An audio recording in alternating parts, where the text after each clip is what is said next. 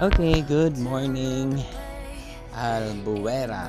So, andito po kami ngayon sa may Albuera. Dito po kami nagpahinga kagabi. Kakagising lang ni Akla. Okay, kakagising lang ni Akla. So, yan. Let's go ahead and check kung magkano pa yung natitirang budget natin for this travel.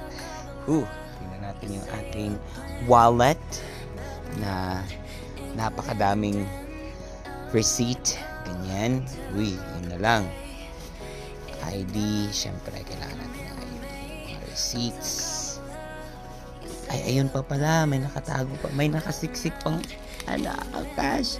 Oh my God, mukhang aabot talaga ako nito hanggang Davao. Yan na lang, oh. Ayan, coins. Alam ko meron pa akong isiniksik ditong mangilan-ngilang mga coins.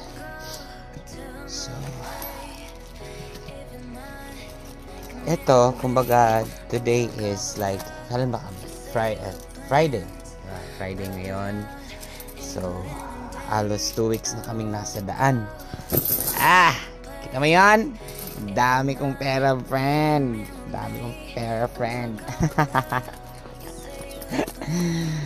Ayun pa. May mga nakasiksik pang mga coins na ganyan. Yun.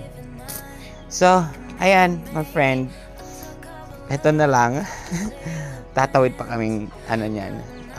Parang may isa pang barge kami na sasakyan. So, pag wala na talaga tayong choice niyan, gamit na lang tayo ng lifeline natin. Ayan. So, dami kong pinaghahalongkat for today. Buti na lang kagabi nakapag-rest naman kami ng maayos. Okay naman yung tulog kagabi. Alam ko meron pa ako dito Kasi di ba? Hindi talaga siya biro na travel na ganito. This is not just plain travel. Yan. Kita niyo yan? Meron pa siya. May mangilan-ngilan pa dito. Yan. Kaloka. Yun pa. Yun.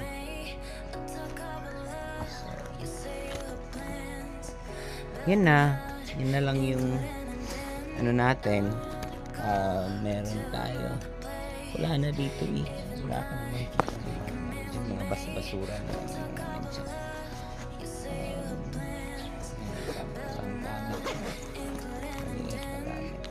Okay. So, ayun. Ito na po yung ilang araw namin. Pang 12 day na namin. Na nasa, hindi. 12 Saturday. Pang 12 day. Or pang 13th day namin. Hindi, 12 day pa lang na nasa daan kami. Sobrang masaya. Ito, yan yung mga namin nag-charge na kami. Later pala, we plan na yung motor, ipaayos namin yung motor. I mean, ipa-washing kasi nga, diba?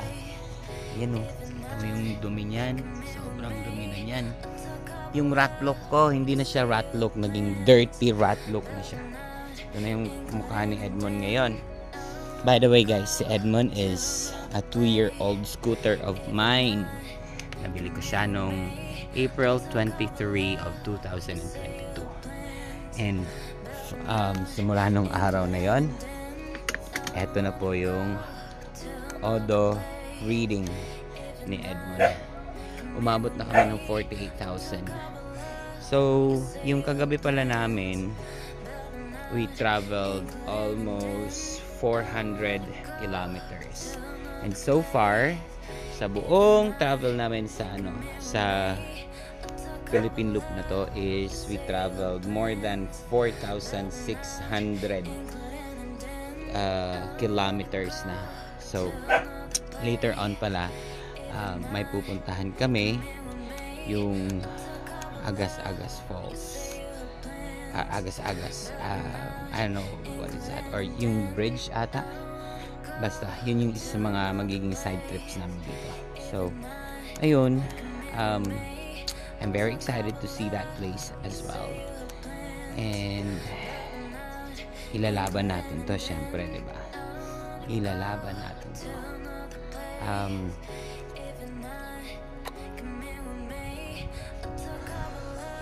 Ito din yung isang motor na kasama ko. So by the way, dito pala kami sa ngayon, sa bahay ng actually nirerentahan niya itong maliit na space na to. Diyan kami, para kami nasa resort, di ba? Para resort yung pinagtutulugan. Ganito naman yung place makikita mo dito. Ito yung karu ng ating. So, anyway, I will update you soon kung ano man yung magiging takbo ng namin mamaya. Kasi, ayun nga, magbe-visit kami ng mga places dito. So, later na lang.